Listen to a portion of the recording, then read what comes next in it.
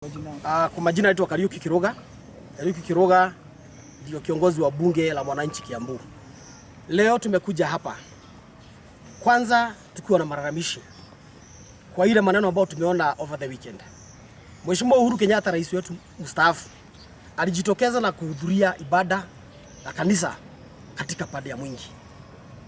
Ikifika jioni, Mheshimiwa Kuria ambaye ni waziri, Mheshimiwa Ichungwa walikuwa kwa mitandao kila mahali wakitukana rais mstaafu. Tunataka kuuliza Mheshimiwa Ichungwa, Mheshimiwa Kuria, mbona mnaitikia kutumika njia ambayo mnatumiwa na William Ruto? Niwaulize, kuna wabunge zaidi ya 300 katika bunge. Kuna viongozi, kuna mawaziri. Mbona nyinyi wawili watatu ndio mnatumika kutukana Uhuru Kenyatta ambaye ni mtoto wenu wa Mount Kenya?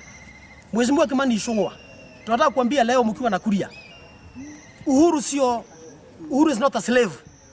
Eti saa hii Uhuru akitaka kufanya kitu chochote lazima aombe ruhusa. Hamwezi mkati Uhuru hana tena uhuru wa kutoka kwenda kanisa ama kutembelea marafiki. Hawezi ikawa Uhuru sasa atakitaka kwenda choo lazima apigie simu kuomba ruhusa. Tunataka kuambia kitu moja, mkome kuingilia Mheshimiwa Uhuru Kenyatta. Hiyo ingine nataka kusema nyinyi wenyewe mnajua mlidanganya watu wa Mount Kenya. Mlitumika vibaya sana na William Ruto kudanganya watu wa Mount Kenya. Tuambie leo mpaka msipende. Mmesikiza ground na mmesikia ground imebadilika. Watu saa hii wameamua, wamegundua uongo wenu na mjinga amerevuka. Na mjinga akirevuka mwerevu huwa tabani. Hata mfanye nini, wa Kenya, watu wa Mount Kenya wamefunguka macho na saa hii kuendelea mbele. Sisi ile mashida tunapitia huku, tunapitia sababu yenu. Hakuna wakati mwingine mtadanganya watu wa Mount Kenya. Niambie ya mwisho, Mheshimiwa Kuria, mkiwa na Mheshimiwa Ichungwa, mko kwa serikali saa hii. Wewe Mheshimiwa Ichungwa, ile kitu umekalia ilikaliwa wakati moja na Mheshimiwa Aden Duale. Ilipokaliwa na Mheshimiwa Aden Duale, tunajua yale mambo walifanyia watu wako wa Somali. Kuanzia hiyo wakati walijaa kwa serikali mpaka wale unaingia ofisi unakuta Msomali hapo. Courtesy of Aden Duale. Tuko na Mheshimiwa Kuria, yeye ni waziri. Tulikuwa na mawaziri hapa akina Jenga Karume. Leo twende Kiambu ni kuingize. Huyu kijana alipelekwa kwa jeshi na Karume. Ule alipelekwa polisi na Karume. Watu wetu waliajiriwa kazi. Walimu waliajiriwa. Nyinyi mwaka moja serikali inaajiri watu. Ichungwa, simama utuambie, wewe ni majority leader, umeandikisha walimu wangapi kutoka Kiambu? Kuria, wewe ni waziri. Umetoka saa nyingine katika Ministry of Trade. Ulikuwa na parastato 21 chini yako. Wewe tuambie hizo parastato zilikuwa zinaajiri watu. Tunaona watu kutoka Karijin, kutoka wapi wanaajiriwa. Watu wangapi wa Kiambu umewasaidia Kuria? Hakuna. Wakuwe kwa hiyo serikali. Hakuna. Nyinyi wenyewe mkija kuambia mambo ya Uhuru Kenyatta, mtuambie mko kwa serikali mmesaidia watu namna gani? Muache kutumiwa, muache kutumua vimbaya kuataki mtu wenu na serikali ya William Ruto. Sio hao wawili peke yake. Leo ukiangalia katika television zetu, mostly zile zinaongea Kikuyu. Unakuta wabunge wamepangwa. Kila wiki kuna kuwa mpaka na ratiba. Huyu ataenda hii station leo, mwingine ataenda hii station kesho, kwa sababu wameona mambo imeharibika. Wakenya wameanza kugundua mambo si mazuri. Wakenya wanaanza kuteseka. Sasa wamepangwa kuja kuconfuse watu wetu, kuwapatia hope ambao haiko. Tunataka kuambia kitu moja wabunge wa Mount Kenya. Kazi yenu ni kusaidia watu wetu.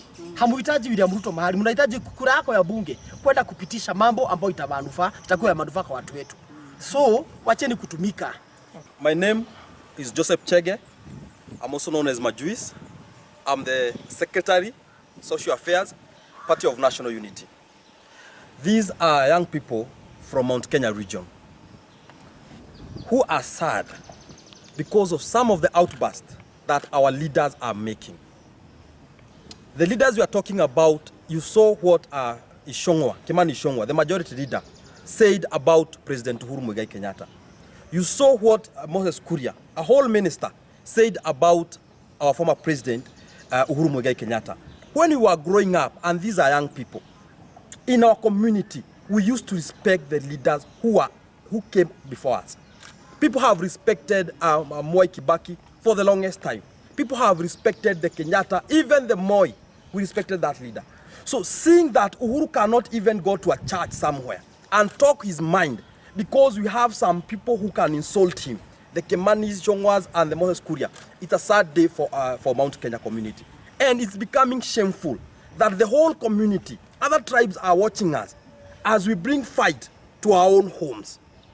You see, even some tribes are wondering, are these the same Kikuyus who we thought were bright, who we thought were the firstborns of this country, talking ill? I saw on our social media, all Kenyans, the way they attacked Kimani Ichungwa. Even they told him, respect President Uhuru Kenyatta. Some of these things they are telling us, yes, Uhuru had taken a loan of 6 trillion. And in that loan, you can see the roads that Uhuru had made. Others are flying roads. You can see even the dams that President Uhuru Kenyatta left. You can see the market, the infrastructure that President Uhuru left for this country. He left a legacy. In their own government, the Kenya Kwanza, as of today, they have taken over 4 trillion in just 1 year. 4 trillion. And you cannot see even 1 kilometer of tarmac road. You cannot see even a pod that they have made. And they are not telling Kenyans where are they taking all this money. But they are just borrowing. But we already know where they're taking the money. Because right now, we have a 17 billion scandal of oil.